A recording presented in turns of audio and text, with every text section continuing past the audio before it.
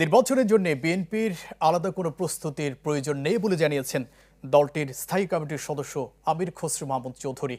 চট্টগ্রামের 10 আসনে দল থেকে মনোনয়ন পাওয়ায় সকালে নিজ বাসভবনে দলের নেতাকর্মীদের সাথে মত বিনিময়কালে একথা জানান তিনি। বলেন, বিএনপির রাজনীতি হচ্ছে জনগণ কেন্দ্রিক।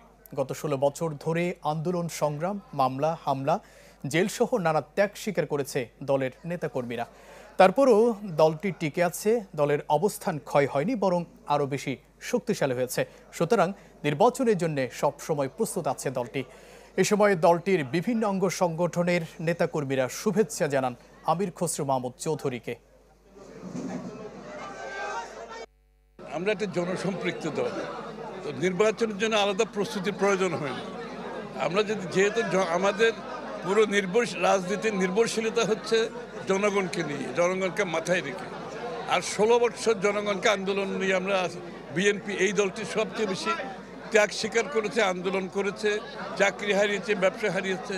তারপরেও এই দলটি টিকে আছে শক্তিশালী অবস্থায়, আগের চেয়ে আরও বেশি শক্তিশালী। সুতরাং আমাদের প্রস্তুতি বলতে, আমরা যেহেতু জনসম্পৃক্ত একটা দল, জনগণের উপর আস্থা, আমাদের সবসময় প্রস্তুতি থাকে নির্বাচনের জন্য।